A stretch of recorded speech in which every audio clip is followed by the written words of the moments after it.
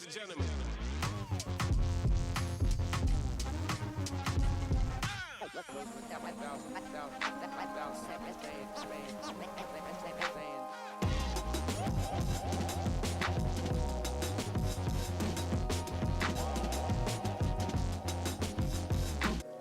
Good evening friends, D coding of today stock market. आज stock market fourth लगातार continuously fourth day है जब stock market ने आज राइज किया है। हिमालयन स्टॉक गुरुकुल में आज हम ये डी कोडिंग करेंगे कि भारत की जो स्टॉक मार्केट है वो इस तरह से क्यों राइज की। तो चलिए स्टार्ट करते हैं। आज की market performance positive positive positive positive और पॉजिटिव के साथ ही बंद होती है। बहुत ही शानदार परफॉर्मेंस रही भारतीय स्टॉक मार्केट की। उसके पीछे क्या कारण है, चलिए उनको देखते हैं। नंबर 1 जो सबसे बड़ा रीजन है, US federal reserve dot plot and FOMC on March 18 and 19 2025 interest rate between 4.25 to 4.50%। तो जो इंटरेस्ट रेट है वो फेडरल रिजर्व ने बिल्कुल वैसे के वैसे ही रखे हैं।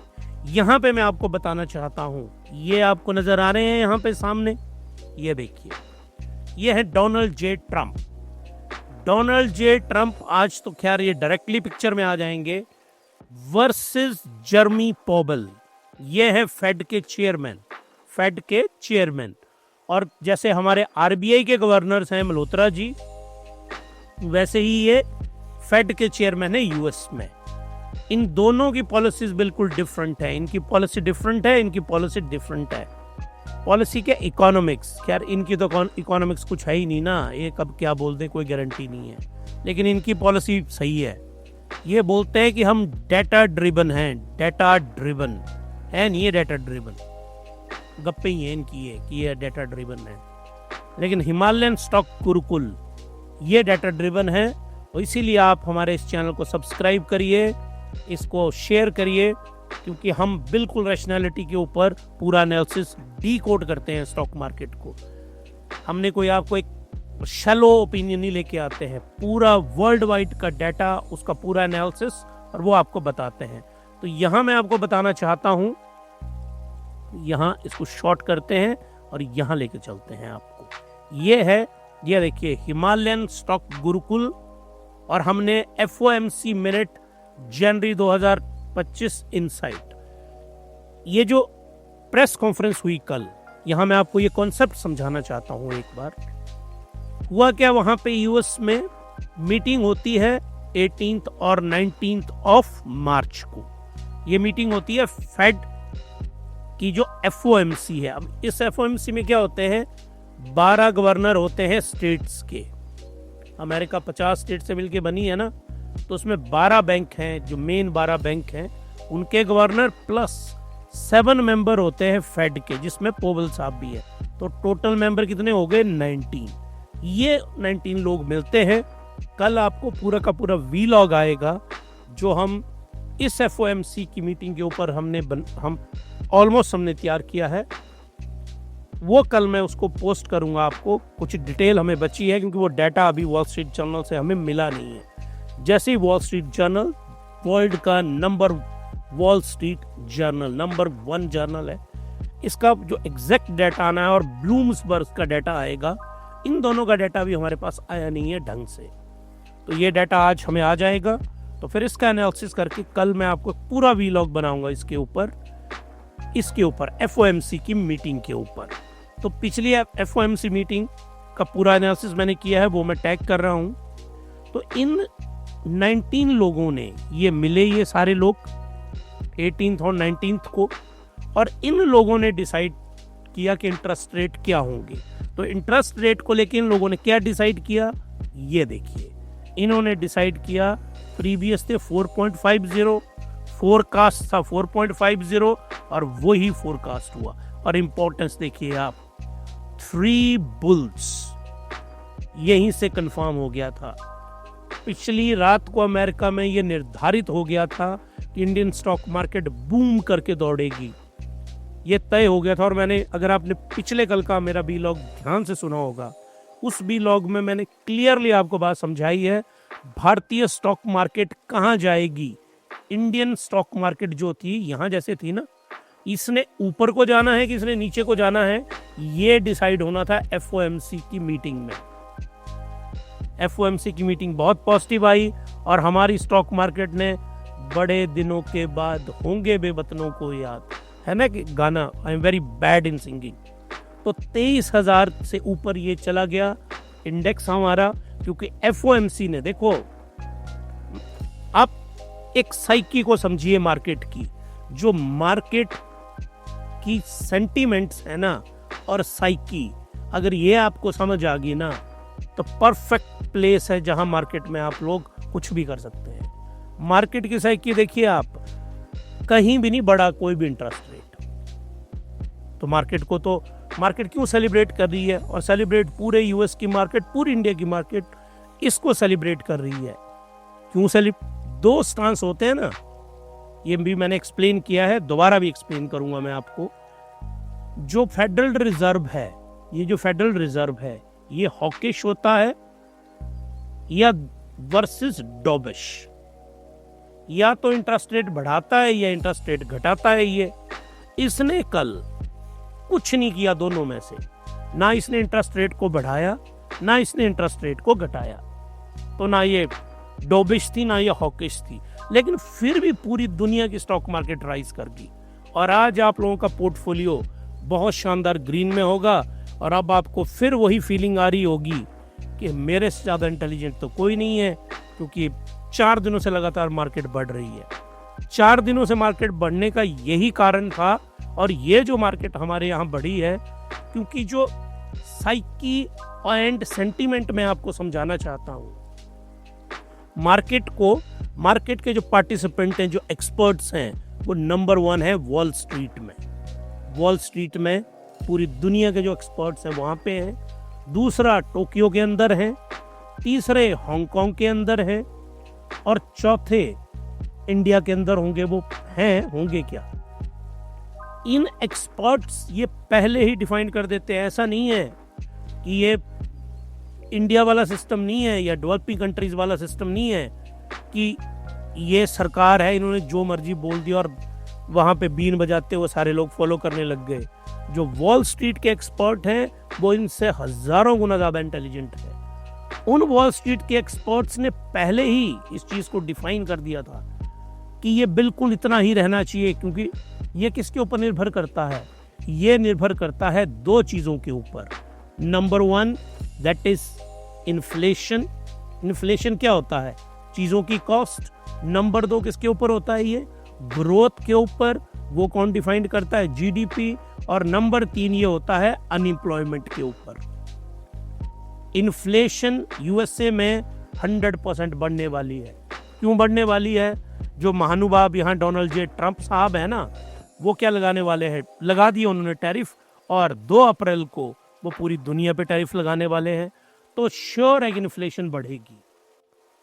अब फेडरल चेयरमैन क्या बोल रहे थे? फेडरल चेयरमैन बोल रहे हैं कि इन्फ्लेशन होनी चाहिए 2%। हमारे पास फरवरी महीने का डाटा आता है इन्फ्लेशन का, और वो डाटा हमारे पास निकल के आता है कोर इन्फ्लेशन का 3.1%।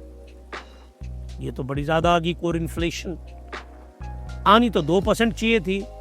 तो इतने चालाक है फेडरल रिजर्व वाले, उन्होंने क्या चालाकी की? उन्होंने बोल दिया जी अब हमारा जो टारगेट है इन्फ्लेशन का ना, वो टारगेट है 2.3%।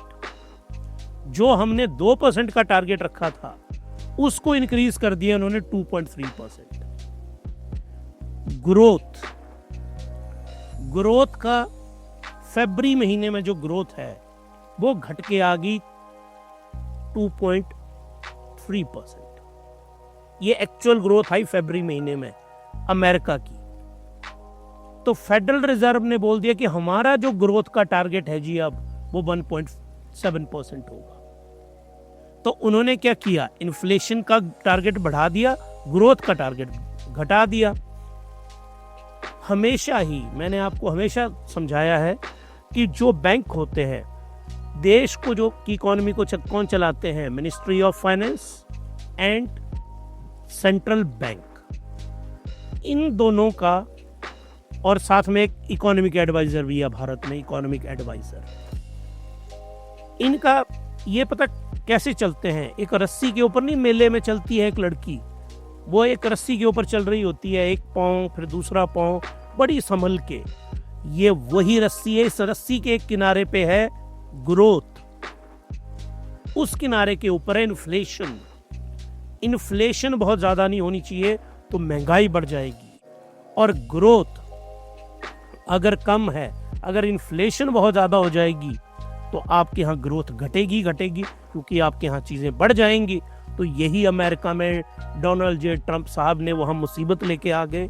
इकोनॉमिक्स की समझ तो उनको है नहीं, वो हमें क्रिस्टल क्लियर हो गया पिछले 3 महीनों से जो हम उनको ट्रैक कर रहे हैं। अब उन्होंने टैरिफ लगा दी। ये टैरिफ, इस टैरिफ की बदौलत, ये देखिए जो यहाँ पे है ना टैरिफ, इसकी बदौलत क्या होगा?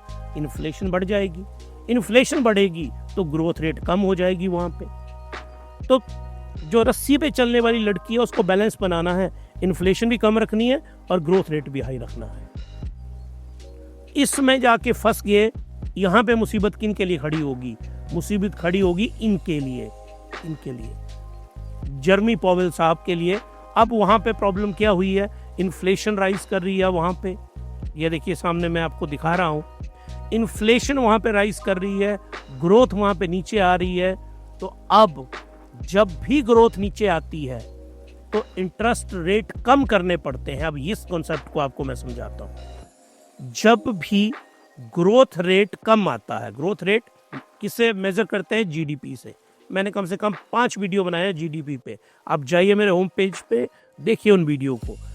जीडीपी मान लो पहले थी 3%, अब जीडीपी घट गई 2%। लेट्स से एग्जांपल है ये।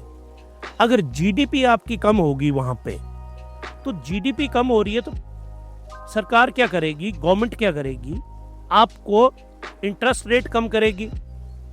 आपने लोन लिया $100 या ₹100, इसके ऊपर है 5% का इंटरेस्ट रेट मान लो, तो सरकार क्या करेगी? ₹100 के ऊपर इंटरेस्ट रेट कर देगी 4%।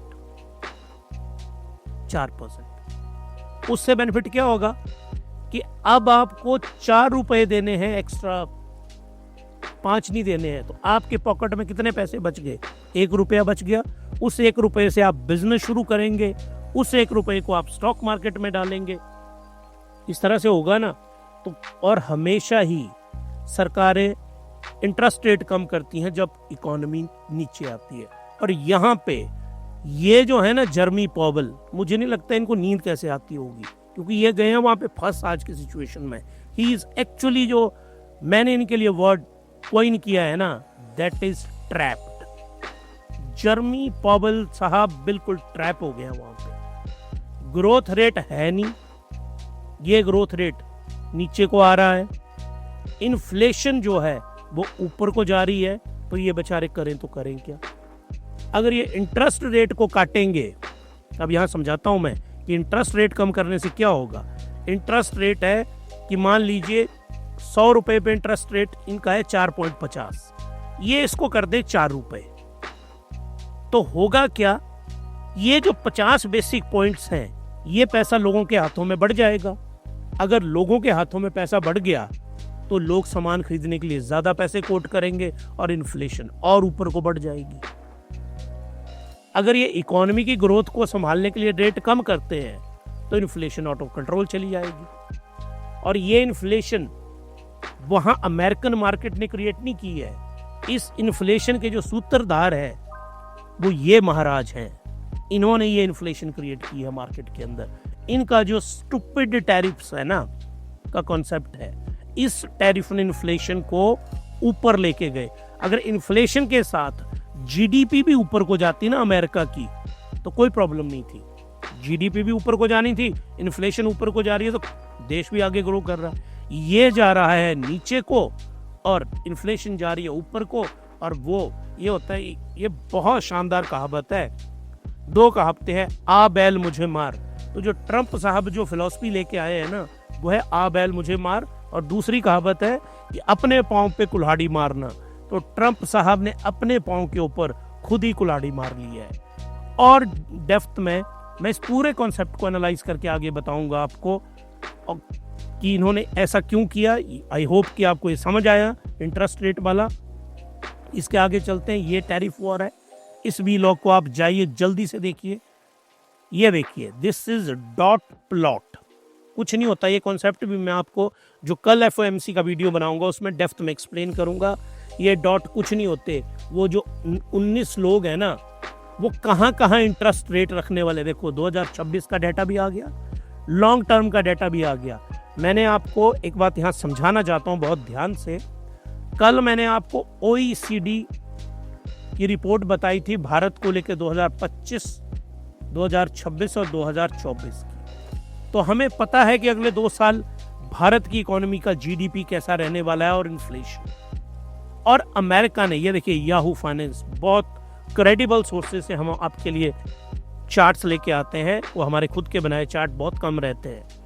तो यहां से भी हमको पता है, ये देखिए 2027, 2026, 2025।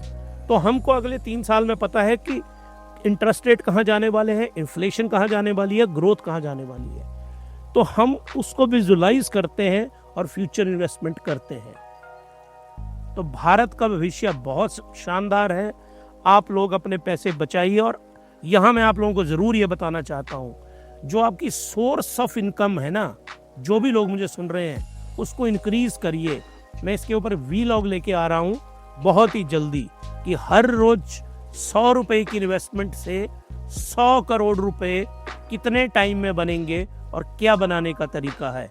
इसका ये मॉडल हमने बिल्कुल कंप्लीट कर लिया है। और दूसरा, आपको सोर्स ऑफ इनकम अपनी कैसे बढ़ानी है। और ये जो डाटा है, ये गोल्डन डाटा है इंडिया के बारे में। तो जो स्टॉक मार्केट में इन्वेस्टमेंट है, जिन्होंने निकाल दी और बेच दी, वो सर पे हाथ रखो और जोर जोर से रोना शुरू करो, क्योंकि जो 4 दिन आपको रुला ही रहा है। जिन्होंने होल्ड करके रखा, वो आज ऐसा करो, बढ़िया सा म्यूजिक लगाओ और भंगड़े डालो वहां पे, क्योंकि आज 4 दिन से स्टॉक मार्केट बढ़ रही है और स्टॉक मार्केट आगे बढ़ेगी। बीच में गिरेगी भी स्टॉक मार्केट, लेकिन जो ये देखिए डॉट प्लॉट 2026 में, 2027 में, इवन 2030 तक उन्होंने बताया है। 2030 तक कैसे इंटरेस्ट रेट रहेंगे, OECD का डाटा भारत के लिए आ चुका है। तो पूरी जो पिक्चर है, एक मैं कंप्लीट वीलॉग इसके ऊपर लेके आ रहा हूँ। तो यहाँ मैं आप लोगों को ये समझा रहा हूँ, अपनी सोर्स ऑफ इनकम बढ़ाइए और कैसे 100 रुपए हर रोज इन्वेस्ट करके आप 100 करोड़ रुपए बना सकते हैं डिफरेंट इन्वेस्टमेंट व्हीकल से। हिमालयन बास्केट इन्वेस्टिंग, ये कॉन्सेप्ट में लेके आ रहा हूँ। इसके ऊपर कम से कम 2 घंटे का, 2 आवर्स का मेरा वीलॉग, उसमें से आधा पोर्शन मैंने रिकॉर्ड कर लिया है, आधा पोर्शन बचा है। उसको ढंग से बना के एडिट करके आपको मैं ज़रूर अपलोड करूँगा और आप उसको बार बार देखिएगा। चलिए जी अब आगे। इससे पहले मैं आज आपको निफ्टी बताना चाहता हूँ। इससे पहले एफओएमसी की मीटिंग का ये रिजल्ट आता है और ये देखिए, कल शाम को इनकी प्रेस कॉन्फ्रेंस होती है। प्रेस कॉन्फ्रेंस के साथ में ही जैसे जैसे ये अपने विचार रखते हैं, और इन्होंने विचार ये रखे हैं कि मैं 2 times 25 basic points interest rate काटूंगा इस साल के अंदर। 2025 में वो तय हो गया। तीसरी बार भी काट सकते हैं, वो तो डाटा आएगा तब पता चलेगा। स्टैंडर्ड एंड पुअर्स 1% राइज कर गया, डाउ जोन्स लगभग 1%, नेस्डैक जो टेक्नोलॉजी के भरा और जो इंटरेस्ट रेट के ऊपर डिपेंडेंट है वो 1.41%। इसको मैं लिंक करके बताऊंगा आपको। इंडिया का आईटी सेक्टर बूम किया आज भारतीय स्टॉक मार्केट में, क्योंकि वो भी डिपेंडेंट था एफओएमसी की पॉलिसी के ऊपर। क्यों? क्योंकि भारत की कंपनीज का 90% जो काम है वो कहाँ होता है? इंडियन आईटी की जो फर्म्स हैं, इनका 90% रेवेन्यू आता है यूएसए से। और यूएसए में अगर इंटरेस्ट रेट उन्होंने बोला कि हम घटाएंगे तो मार्केट में पैसा बढ़ेगा। अगर मार्केट में पैसा आएगा तो उसका कुछ शेयर भारतीय आईटी कंपनीज को भी मिलेगा। रसल स्मॉल कैप ये भी बढ़ा, S&P कंपोजिट ये भी बढ़ा, और ये ब्राज़ील का साथ में, मुझे समझ नहीं आता कि क्यों उन्होंने इसके बीच में ब्राज़ील को घुसाया हुआ बीच में, क्योंकि इनका 5 साल का रिटर्न नेगेटिव के अंदर है। ब्राजील का, तो इसको तो छोड़ो आप। इंडिया की स्टॉक मार्केट को देखो, ये यहाँ से मार्केट चलती है सुबह से और यहाँ तक ग्रीन में मार्केट बंद होती है, यहाँ हल्का से डिप करती है फिर राइज करती है। जितने भी लोगों ने शॉर्ट कर रखा था ना इंडियन स्टॉक मार्केट को, उनके आज सारे बैंक बैलेंस खाली होंगे। जो बियरिश मार्केट को लेके चले हुए थे, और बहुत सारे लोग थे जो बियरिश ट्रेंड को लेके चले हुए थे, और उन्होंने बियरिश ट्रेंड में क्या किया था, डेरिवेटिव ट्रेड किए होंगे, फ्यूचर एंड ऑप्शन की होंगी, और आज वो सारा पैसा लुटाने के बाद कहीं बैठ के रो रहे होंगे। अब आगे मैं आपको लेके चलता हूँ, ये मैंने आपको पूरा एक्सप्लेन कर दिया यहाँ पे, और इसका पूरा का पूरा वीडियो आपको बहुत जल्दी आने वाला है। ये है निफ्टी विक्स। ये जो विक्स है ना, ये तो बड़ी अच्छी बात है कि आज ये विक्स नीचे को जा रहा है यहाँ पे, लेकिन याद रखिए आप, ये जो विक्स है ये अगर लेस देन 10 हो जाएगा ना, तो ये बहुत खतरे की घंटी होती है। तो ये जो विक्स है, इस अच्छा विक्स माना जाता है। It should be greater than 10 and it should be less than 20। इसके बीच में अगर विक्स रहता है, और विक्स क्या होता है, वोलेटिलिटी इंडेक्स, अच्छा आइडियल इंडेक्स माना जाता है इसके बीच में। लेकिन हमारे वाला जो है ना, अब हमारे वाला निचली साइड जा रहा है, यहाँ 5% के हिसाब से गिरा, ये 10 से नीचे आएगा, फिर हमारी मार्केट में जो डेरिवेटिव ट्रेड्स है, फ्यूचर एंड ऑप्शंस है, उसका वॉल्यूम कम हो जाएगा, कम ट्रेड होगा। और भारत जैसे बड़े देश में वॉल्यूम कम नहीं होना चाहिए, कभी वॉल्यूम हमेशा बड़ा होना चाहिए। अब चलिए आप डॉलर का जो इंडेक्स है ये देखिए, 103.51। ये जो इंडेक्स है, क्योंकि ये 24 घंटे चलता है पूरी दुनिया में, क्योंकि पूरी दुनिया में कहीं ना कहीं दिन होता है ना 24 घंटे में, तो उनके बैंक खुले होते हैं। और भारत इतनी बड़ी इकोनॉमी है कि हर देश में हमारे रुपये और डॉलर की कन्वर्शन होती है, तो उसका रेट है ये 103 के आसपास। तो ये जो है इट इज़ पॉजिटिव। इसीलिए आज हमारे बैंक और हमारी आईटी, क्योंकि ये भी कम हो रहा है, एफओएमसी की मीटिंग बढ़िया आ गई वहाँ से, इन सब को मिला के वो राइज किया। आज 3 कंपनीज के स्टॉक बहुत बुरी तरह से गिरे। उसमें है पॉलीकैब इंडिया नंबर 1, 6% गिरा। मैं बताता हूँ कारण क्या रहा। केआई इंडस्ट्रीज 12% गिरी, हैवेल्स इंडिया 4% गिरी। ये सारी की सारी केबल एंड वायर्स, कौन सी, इलेक्ट्रिकल केबल और वायर्स की कंपनी है। अब ऐसा क्या हुआ कि जब मार्केट, हमारी स्टॉक मार्केट में 13 इंडिसेस हैं, 13 के 13 आज ग्रीन में बंद हुए, सारे इंडेक्स। आज चारों तरफ हरियाली थी। उस हरियाली के बीच में इन बेचारों के साथ क्या हुआ कि ये बड़ी बुरी तरह से फॉल किए। ये इसलिए फॉल किए कि आज एक ज्वाइंट वेंचर किया। किसने ज्वाइंट वेंचर किया? वो किया अदानी ग्रुप ने। और अदानी ग्रुप ने अपनी कंपनी, ये जो कच्छ कॉपर करके इन्होंने एक कंपनी है इनकी, इसका एक ज्वाइंट वेंचर किया कि हम भी अब इलेक्ट्रिकल वायर्स बनाया करें, वायर्स एंड केबल बनाएंगे। तो बहुत जल्दी अब आपको ऐड देखने को मिला करेगी, Adani cable and wires. Adani ji हर तरफ नजर आते हैं आपको। अमेरिका में ट्रंप साहब आ गए, उनके ऊपर जो केसेस थे वो स्लो हो गए अमेरिका में, और यहाँ पे अदानी साहब स्ट्रांग होना शुरू हो गए। तो इन्होंने बोला कि अब मैं वायर्स एंड केबल में भी आ जाऊंगा। अदानी जी हर फील्ड में है।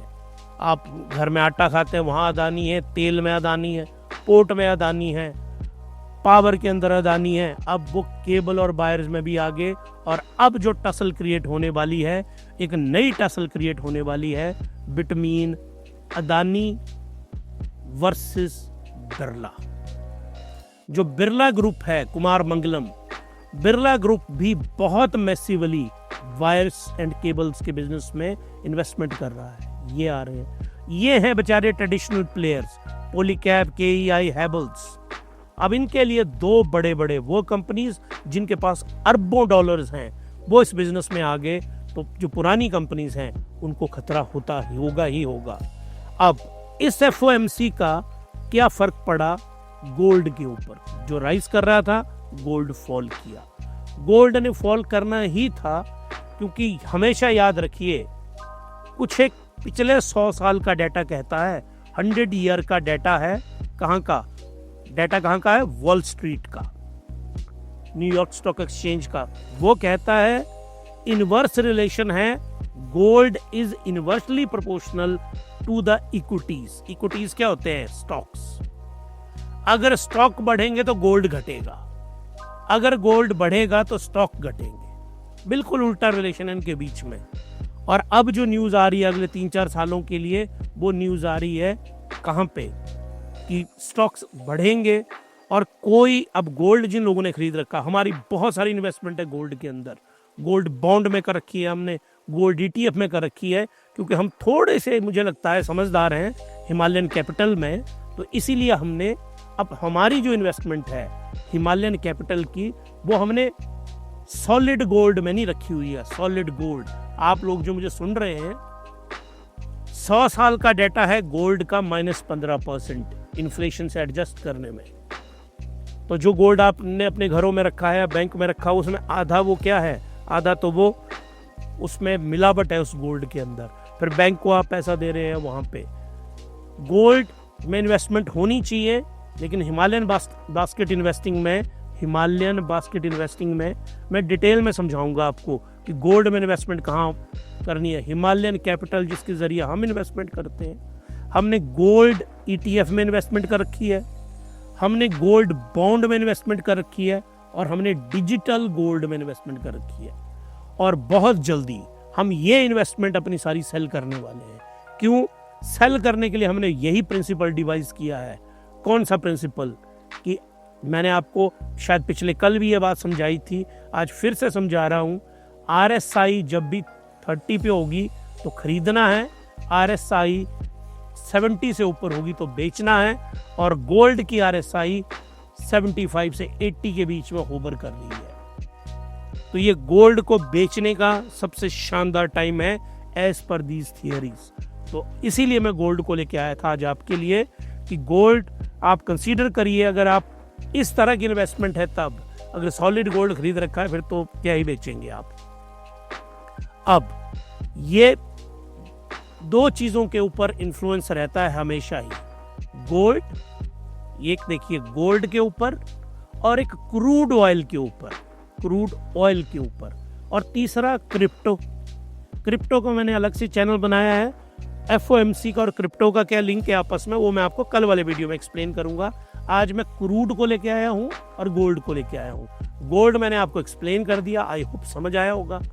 ये आइए अब आप, आज मैं बहुत कॉम्प्रिहेंसिव लेके आया हूं क्रूड ऑयल का। ओपेक के जो मेंबर्स हैं, इसके ऊपर वीडियो आपको जरूर आएगा।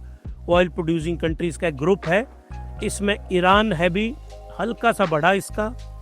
सहारन ब्लेंड वाला ऑयल घटा, बोनी लाइट ये बहुत बुरी तरह से क्रैश किया, गिरासोल क्रैश किया, अरब लाइट क्रैश किया, कुवैत का हल्का सा बढ़ा, और इंटरनेशनल प्राइसेस जो UAE है बहुत बड़ा। इसके 3 वैरायटी ऑफ ऑयल हैं, देखो आप यहाँ पे, तीनों के तीनों वैरायटीज फॉल की। FOMC की मीटिंग के बाद का डाटा है ये। उसके बाद कतर बहुत बड़ा प्रोड्यूसर है, कतर की ये जो 5 टाइप का ऑयल है सारे के सारे नेगेटिव में है, देखो आप, सारे नेगेटिव के अंदर है। इराक बहुत ज्यादा ऑयल आता है इराक से, ये भी सारे नेगेटिव में रहे। सऊदी अरेबिया जो लीडिंग प्रोड्यूसर है आज की डेट में, उसका नेगेटिव नेगेटिव नेगेटिव। नाइजीरिया जो अफ्रीका का नंबर 1 ऑयल प्रोड्यूसिंग कंट्री है, वहां से भी नेगेटिव। तो FOMC की जो मीटिंग यहाँ पे आती है, FOMC की जो मीटिंग हुई, इस मीटिंग का रिजल्ट क्या आता है?